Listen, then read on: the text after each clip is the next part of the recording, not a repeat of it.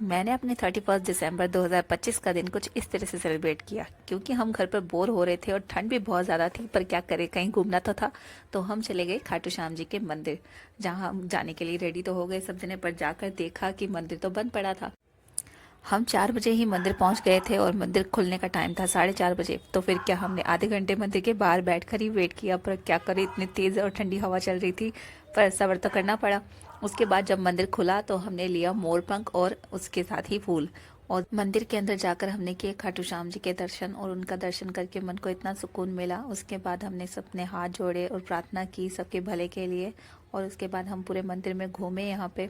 क्योंकि उस दिन एकादशी थी, तो एकादशी का तो खाटू श्याम जी के लिए खास महत्व है, इसलिए तो हमने ठंड होने के बावजूद भी उस दिन घूमने का प्लान बनाया।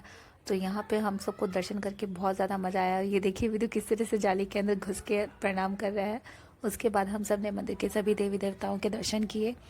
तो यहाँ पे विदु को देखा था माता जी की मूर्ति के पास शेर, और विदु शेर को देख के बहुत खुश हो गया था। और मुझे ऊपर दिखा एक ऐसी घंटी जिसके अंदर बहुत सारी घंटियां लगी हुई थी।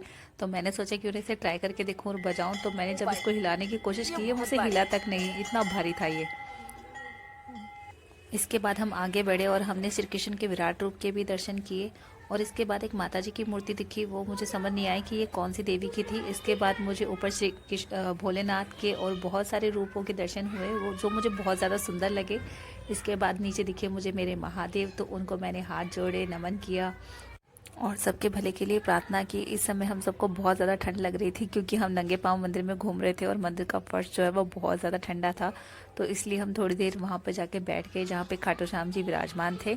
वहाँ पे जाके हमने थोड़ी देर शांति का अनुभव किया, कुछ आनंद लिया भजनों का, और उसके बाद फिर हम मंदिर से रवाना हो गए।